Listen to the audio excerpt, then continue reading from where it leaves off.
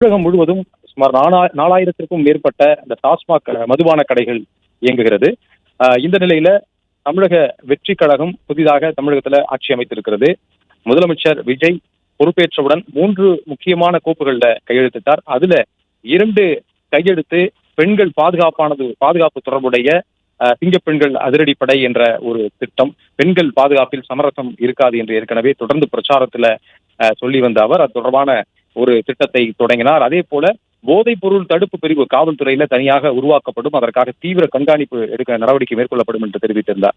அதன் தொடர்ச்சியாக டாஸ்மாக் மதுபான கடைகள், இந்த டாஸ்மாக் மதுபான கடைகள் 4000க்கும் மேற்பட்ட இருக்கக்கூடிய நிலையில குற்றச் செயல்கள் அதிகமாக நடப்பதற்கு மது ஒரு காரணமாக இருப்பதன் காரணமாக முதற்கட்டமாக வழிபாட்டு தலங்கள், கல்வி நிலையங்கள் இது போன்ற பகுதிகளில் இயங்கக்கூடிய மதுபான கடைகளை கண்டறிந்து ஆய்வு செய்து அவற்றை அகற்ற வேண்டும், உடனடியாக மூட வேண்டும் என்ற உத்தரவு பிறப்பிக்க இருப்பதாக தகவல் வெளியாகி உள்ளது. வழிபாட்டு தலங்கள், கல்வி கூடங்கள், பேருந்து நிலையங்கள் அருகே ஒரு 500 மீட்டர் தொலைவுள்ள சுற்றளவில் இருக்கக்கூடிய அந்த மதுபான கடைகள் எல்லாம் மூட வேண்டும் என்ற அந்த உத்தரவு பிறப்பிக்க உள்ளதாக கூறப்படுகிறது.